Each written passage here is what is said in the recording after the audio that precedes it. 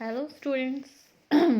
Today we are discussing three topics which are range of straggling of alpha particle, Geiger-Nutter law, and the interaction of the light charged particle with the matter. The first one is the range and the straggling of the alpha particle.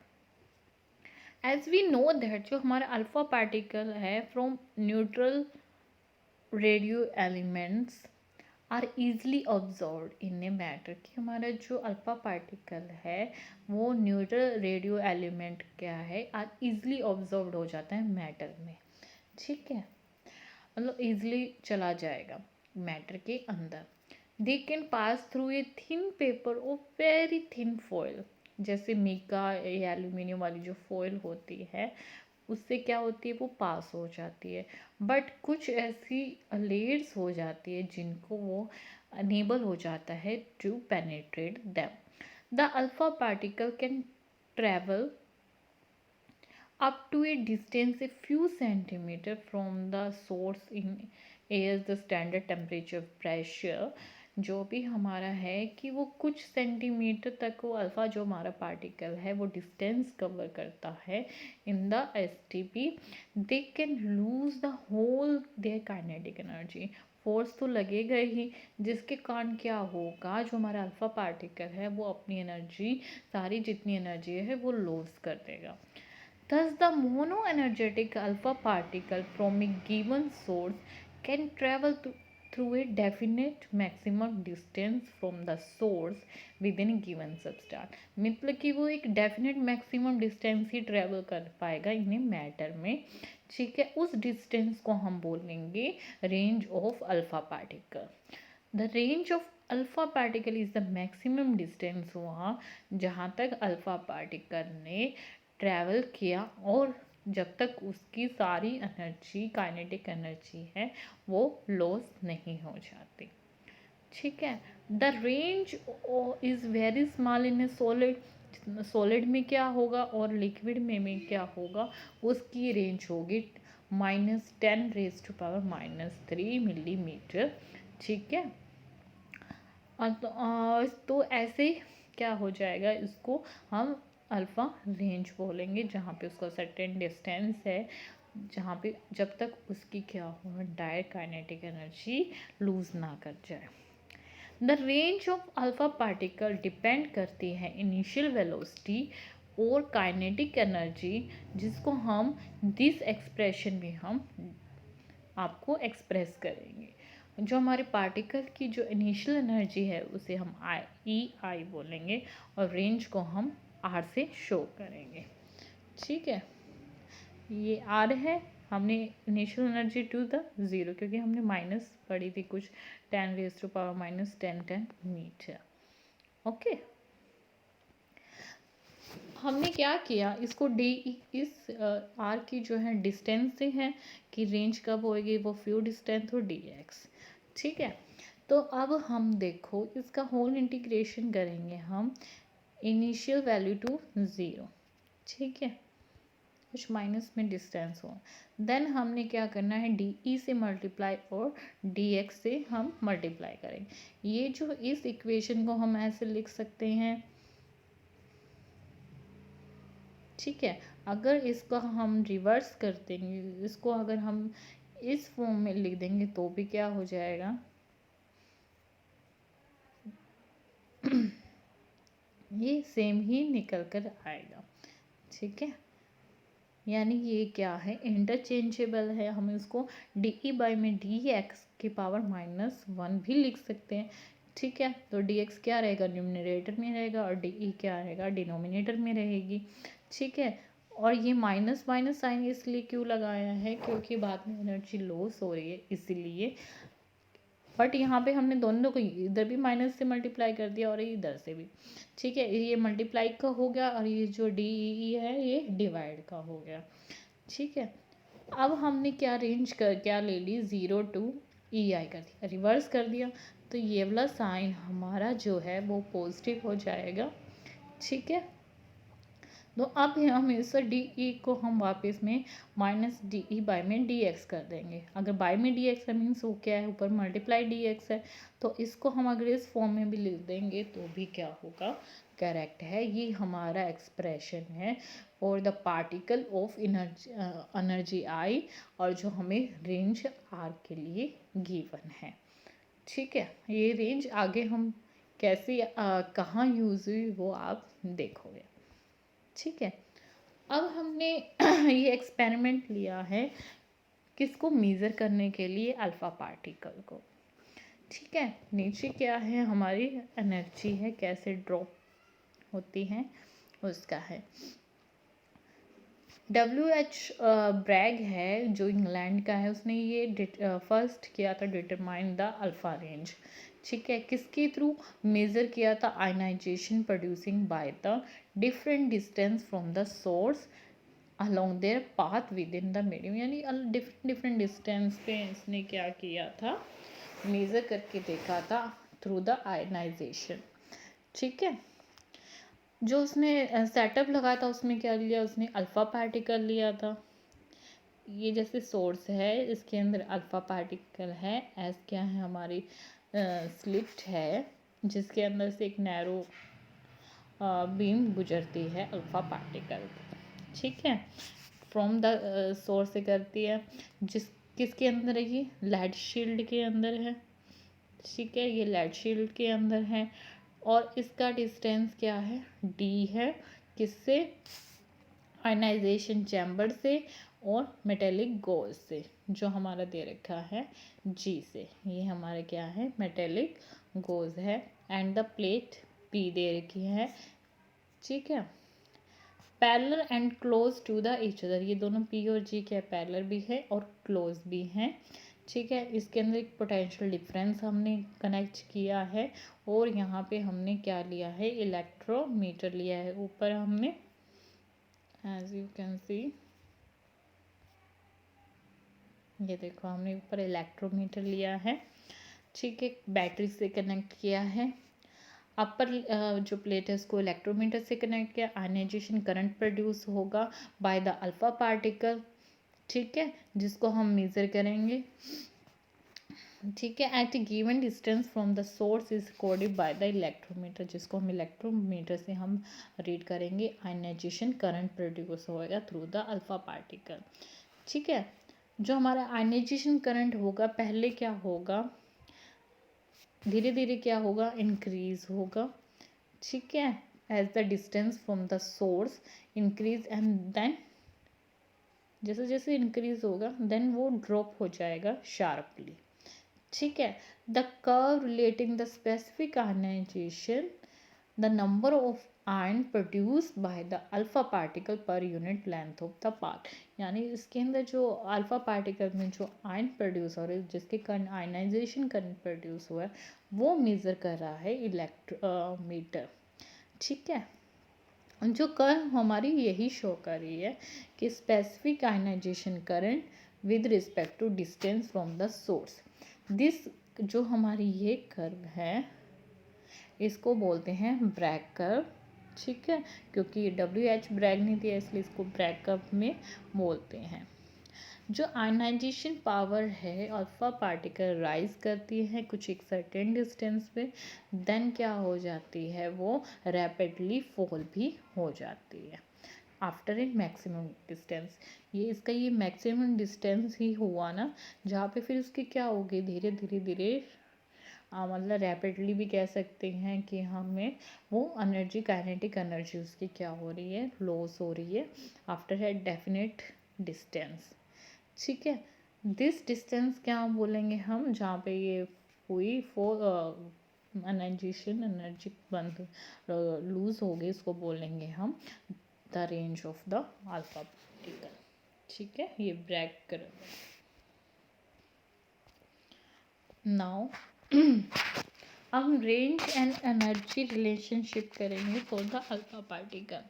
ठीक है, ये कुछ इसमें बस याद करने वाली ही चीज़ें हैं कि हमने अल्फा पार्टिकल को लिया इतने टेम्परेचर पे, एक में जो स्टैंडर्ड एटमॉस्फेरिक एम्पिरिकल रिलेशन थी हमारी, ये किसके लिए, atmosphere, standard atmosphere empirical relation है। ठीक है, यहाँ पे EI हमारी इनिशियल एनर्जी है अल्फा पार्टिकल इन मेगा इलेक्ट्रॉन वोल्ट ले रहे हैं हम में। ठीक है, जो एम्पिरिकल रिलेशनशिप है फॉर द लिमिटेड एनर्जी के लिए उसको हम जीजर लॉ बोलेंगे, लिमिटेड एनर्जी के लिए। ठीक है, एम्पिरिकल रिलेशन को। ठीक है, और सॉलिड के लिए हमारा जो रेंज बनेगी, ये सॉलिड के लिए RS range of the solid, ठीक है, वो हमारे पास ये बनेगी। रो हमारी डेंसिटी है और ए हमारा क्या है, एटॉमिक मास है। ये आपको इतना याद करने की ज़रूरत नहीं है। ठीक है, that is simple.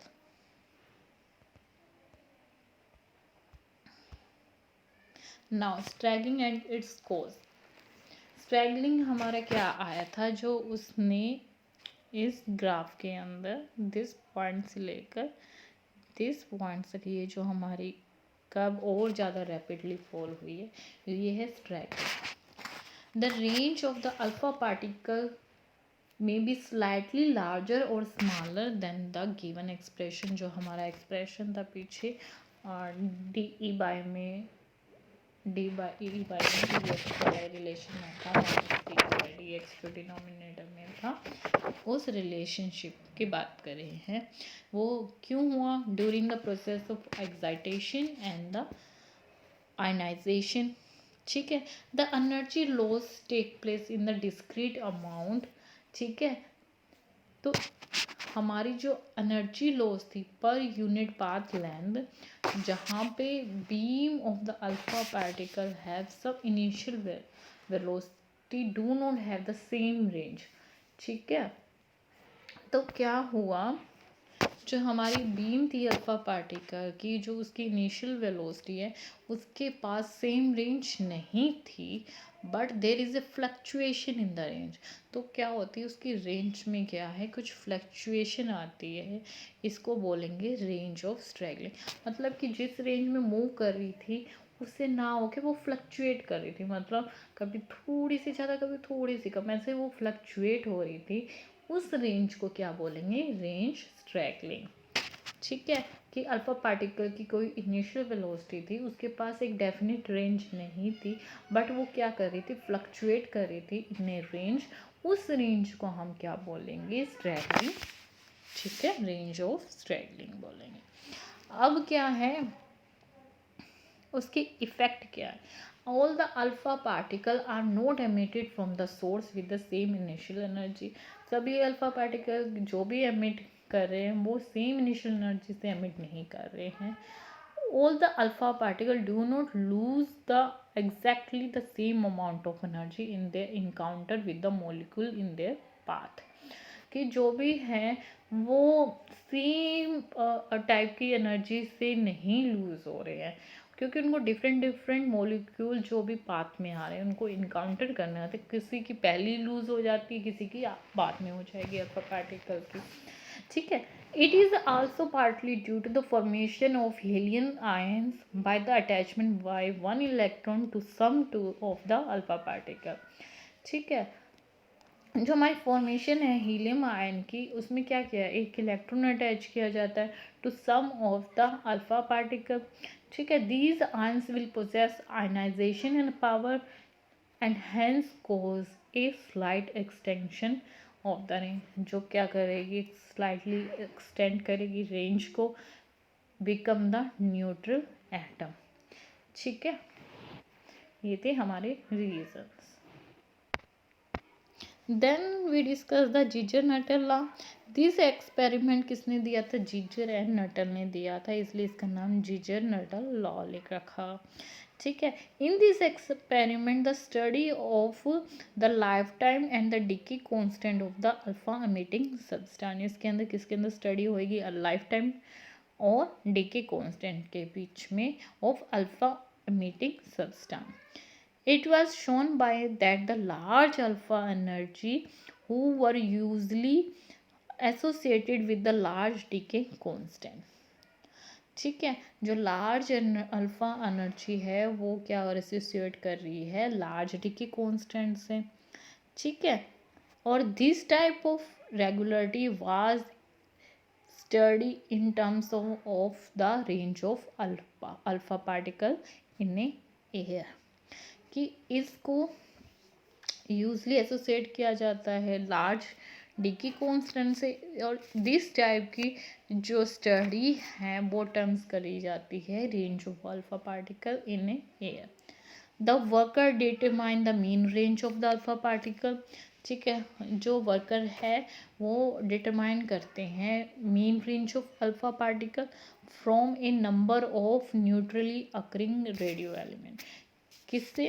Radio element से वो क्या करते हैं, मीन रेंज पता करते हैं, डिटरमाइन करते हैं अल्फा पार्टिकल की, और उनका एक रिजल्ट प्लॉट करते हैं किसके मेथड से, लोगारिथम में के लोगारिथम से। ठीक है, किसके अगेंस्ट होगा ये, डीके कांस्टेंट के, लोगारिथम वर्सेस डीके कांस्टेंट। जो रिजल्ट आएगा, जो ये वर्कर रिजल्ट लाएंगे वो एक स्ट्रेट लाइन होगी। ठीक है, और उसके अंदर ये लीनियर रिलेशनशिप होएगी लोगारिथम और डीके कांस्टेंट की। तो ये सब जीजर नटल ने किया था। ठीक है, क्योंकि उसने क्या किया था कि अल्फा पार्टिकल की एनर्जी उसने स्टडी करी in the experiment of the life time और डीके कांस्टेंट। लाइफ टाइम उसकी लाइफ टाइम, और डीके मतलब कैसे वो डाउनफॉल जा रहा है। ठीक है, डीके हो रहा है, धीरे धीरे ख़त्म हो रहा है। ठीक है, कई सारे एक्सपेरिमेंट लिए। ठीक है, रेडियो एलिमेंट्स उसने अल्फा पार्टिकल्स लिए और उसका क्या किया, मेन रेंज निकाला था। फिर उसने ग्राफ प्लॉट किया logarithm versus the decay constant. ठीक है, जो रिजल्ट आया वो एक स्ट्रेट लाइन आई थी। ठीक है, इक्वल स्लोप है। One of each 3 neutrally occurring radio element active family के उसने 3 एलिमेंट लिए हैं, और फिर वो उसने वो रिलेशनशिप ड्रॉ करी है। ठीक है, वो किस बेसिस पे करी है, वो इस बेसिस पे करी है। ठीक है, ये रिलेशनशिप उसने एक्सपेरिमेंटली ड्रॉ करी है with the help of the worker. Lambda क्या है, यहाँ पे डीके कांस्टेंट है। आर अल्फा क्या है, range of the alpha particle in a air. A भी क्या हुई, कांस्टेंट हो गई। ये भी जो रिलेशनशिप हुई वो क्या होगी, जीजर नटर रूल कहलाएगी। ओके, अब इस ग्राफ में आप देख रहे हो डिके और लॉग रेंज के हैं इन एयर। ठीक है, इसमें इसने 3 रेडियो एलिमेंट्स लिए हैं। पहला लिए है यूरेनियम सीरीज जो RAK से डिनोटेड है। फिर उसने क्या लिया, थोरियम सीरीज जो TH से है। देन AC यानी एक्टिनियम सीरीज। ये 3 सीरीज लिया जो कि एक रेडियो एलिमेंट सीरीज है जो एक स्ट्रेट कर्व देती है। ठीक है, ठीक है, alpha particle is proportional to the energy and equivalent to the Geiger Nuttall law. तो हमारी जो काइनेटिक एनर्जी है ऑफ द अल्फा पार्टिकल को हम इन द जीजर नटर रूल से हम कैसे लिखेंगे, दिस टाइप में। यहाँ पे A' B' क्या है, कांस्टेंट है, और T अल्फा हमारा काइनेटिक एनर्जी है। ठीक है, ये काइनेटिक एनर्जी है। ठीक है, ये लिमिटेड नंबर के लिए है, E1 Z1 और N न्यूक्लाइड्स के लिए। फिर उसने क्या किया, ग्राउंड स्टेट डीके लिया बिटवीन द E1 न्यूक्लाइड्स। जो रिलेशनशिप होएगी वो between the half period and the decay energy. ये सब याद करने वाला प्रोसेस है क्योंकि ये सब मैथमेटिकली हुआ था एक्सपेरिमेंट। तो यह सब आपको याद करना पड़ेगा किस कैसे इसकी रिलेशनशिप आएगी, किस टाइप का रूल बना है। ठीक है, फिर जो वैल्यूज़ आई है कांस्टेंट की वो ये आई है। ठीक है, जिसके अंदर T हाफ टाइम पीरियड है, इन्हें सेकंड्स में दे रखा है। जो हमारी ये इक्वेशन है, स्मॉलर डीके एनर्जी है और large will be the life time. ठीक है, डीके एनर्जी के लिए स्मॉल है बट लाइफ टाइम के लिए क्या लार्ज है। फिर हमने क्या किया, अल्फा पार्टिकल की रेंज ली फ्रॉम 4 to 9 मेगा इलेक्ट्रॉन और life time from the 10 raised to power 8 second to the 10 raised to power minus 6 second. Okay, तब हमारे पास ग्राफ कैसा आएगा, डीके के लिए ऐसा आएगा। ठीक है, सबके लिए अलग अलग आएगा। ओके,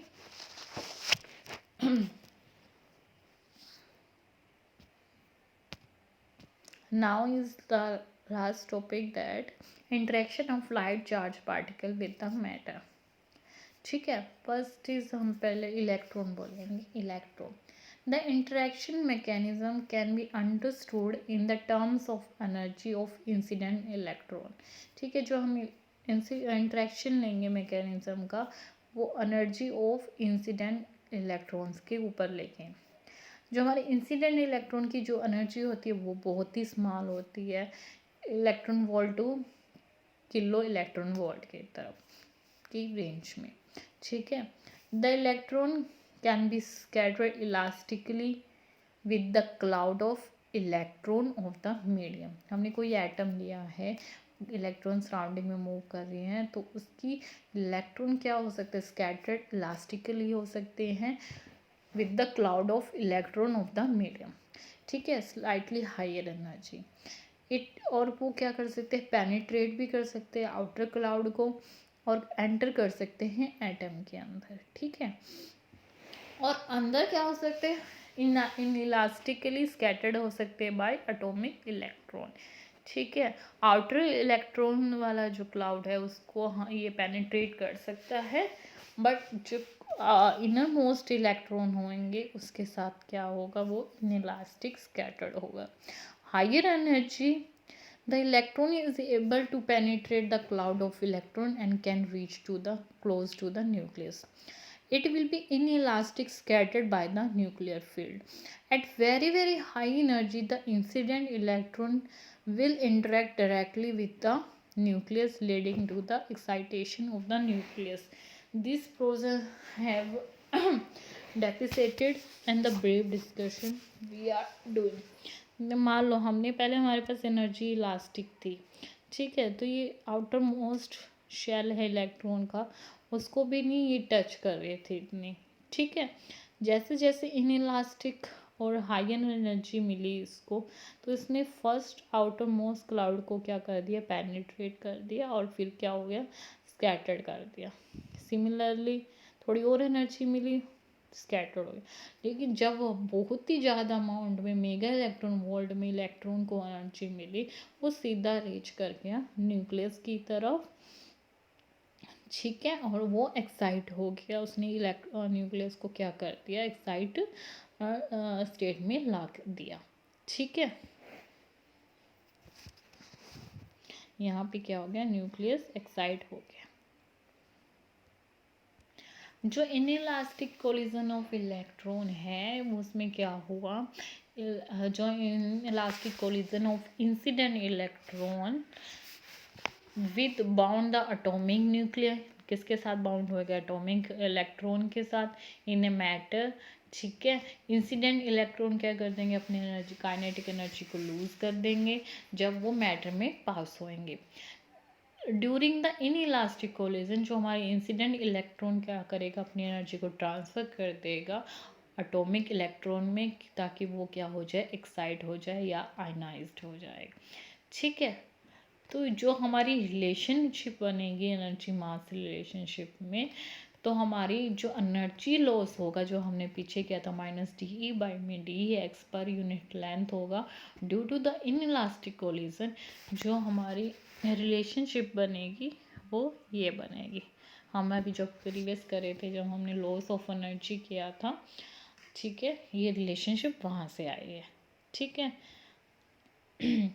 एम यहाँ क्या है, एटॉमिक डेंसिटी है, जेड क्या हुआ, नंबर हो गया, एम नोट और ई क्या है, मास और चार्ज। ठीक है, और आई हमारा क्या बनेगा, यहाँ पे एक्साइटेशन एनर्जी बनेगी, वी हमारी क्या है, वेलोसिटी है इंसिडेंट इलेक्ट्रॉन के। अब आता है radiative collision of electron with the atomic nucleus. An incident electron जब पास करता है जो न्यूक्लियस के फील्ड में, तो उस कुछ डिफ्लेक्शन वो एक्सपीरियंस करता है। ठीक है, क्योंकि वो इलेक्ट्रॉन क्या हो रहा है न्यूक्लियस के थोड़ा क्लोज में जा रहा है, तो हमारी जो वेलोसिटी क्या होगी वो रैपिडली चेंज हो जाएगी, ठीक है, in a direction, if not in a magnitude, पर मैग्नीट्यूड में चेंज नहीं होगा लेकिन डायरेक्शन में क्या हो जाएगी, वेलोसिटी चेंज हो जाएगी। जो इलेक्ट्रॉन क्या करेगा, undergoes an acceleration hence emit radiation, जो इलेक्ट्रॉन क्या होगा, एसेलरेट हो जाएगा और वो अपनी रेडिएशन एमिट करने लग जाएगा, ठीक है। उस रेडिएशन को बोलेंगे हम ब्रह्मस्तहलंग, ठीक है। This lead to loss the kinetic energy, ये रेडिएशन क्या करेगी, लूज कर देगी काइनेटिक एनर्जी को इंसिडेंट इलेक्ट्रॉन की, ठीक है, और वो प्रोसेस कर देगी न्यूक्लियर इनलास्टिक स्कैटरिंग।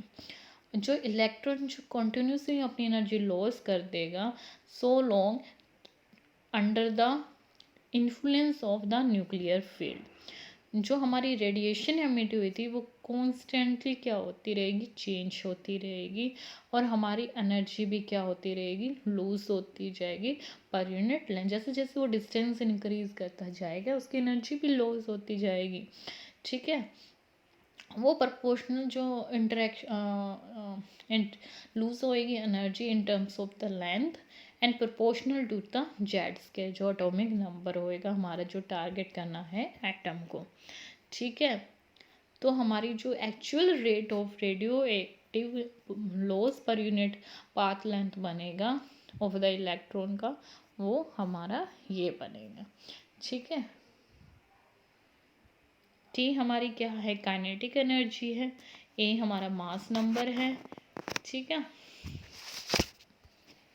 फिर आता है इलास्टिक कोलिजन ऑफ इलेक्ट्रॉन, जब इंसिडेंट इलेक्ट्रॉन ट्रेवल करेंगे इलास्टिक कोलिजन विद द उनके जो इंसिडेंट इलेक्ट्रॉन के पास इलास्टिक कोलिजन होगा, जिसके कारण क्या होगा, resulting in deflection of electron without any radiative loss of the excitation of nucleus, में कोई क्या होगा, रेडिएटिव लॉस होगा, विदाउट एनी रेडिएटिव लॉस होगा और एक्साइटेशन ऑफ न्यूक्लियस, ठीक है। इन दिस प्रोसेस क्या होगा, जो हमारी ई स्केयर बाय में एम नॉट वी स्केयर का होल स्केयर है, उसमें जो हमारी वी वेलोसिटी और जिसको हम जेड से मेजर करेंगे, बस इसमें क्या है कि जो इंसिडेंट इलेक्ट्रॉन है वो क्या हो जाएगा, इलास्टिक कोलिजन हो जाएगा विद द न्यूक्लियस, ठीक है। और जो रिजल्ट क्या आएगा, डिफ्लेक्शन होएगा इलेक्ट्रॉन में विदाउट एनी रेडिएटिव लॉस, उसमें कोई रेडिएटिव लॉस नहीं होगा और ना ही क्या होगा, न्यूक्लियस हमारा एक्साइट होएगा, ठीक है। जो हमने डायग्राम की इलेक्ट्रॉन सीधा आउटर मोस्ट से ही बाहर चले जाएंगे, सिर्फ उसमें इलास्टिक कोलिजन होगा, इलास्टिक में वो थोड़ा मोटा डिफ्लेक्ट कर देगा इलेक्ट्रॉन को, ठीक है।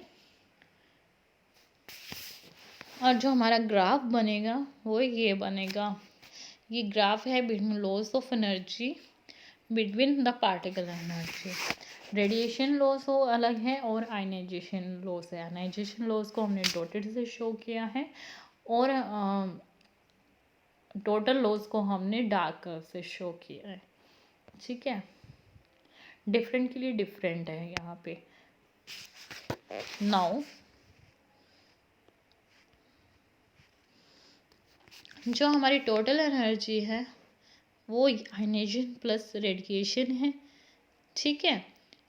जो हमारे रिलेटिव कंट्रीब्यूट करेंगे, प्रोसेस करेंगे, जो हमारी रिलेशनशिप बनेगी, जो हमारी अप्रोक्सीमेटली ट्रू बनेगी, तो वो हमारी ये बनेगी जो अप्रोक्सीमेटली ट्रू है, ठीक है। ऊपर वाली रिलेशन का ही क्या है, अप्रोक्सीमेटली ट्रू है। नाउ द पॉजिट्रॉन, ठीक है। पॉजिट्रॉन क्या होता है, the interaction of the positron with the matter is almost identical with the electron, जब इलेक्ट्रॉन अपना प्लस हो जाए, ई की पावर प्लस हो, तो वो पॉजिट्रॉन कहलाता है। जो interaction of the positron with the matter is almost identical with the electron but the some minor difference, positron होते वो इनहेलिएट करते हैं electron in matter, inhalation can either be free inhalation with an electron or via the formation of E plus or E negative hydrogen like atom called the positonium. Positron inhalation gives a raise 2 photon if electron positron spin a antiparallel and 3 photons if the spin orientation is parallel. The relative probability is approximately. मतलब positron क्या करता है, इनहेलेट करता है. ठीक है. This is about today's session. Thank you so much.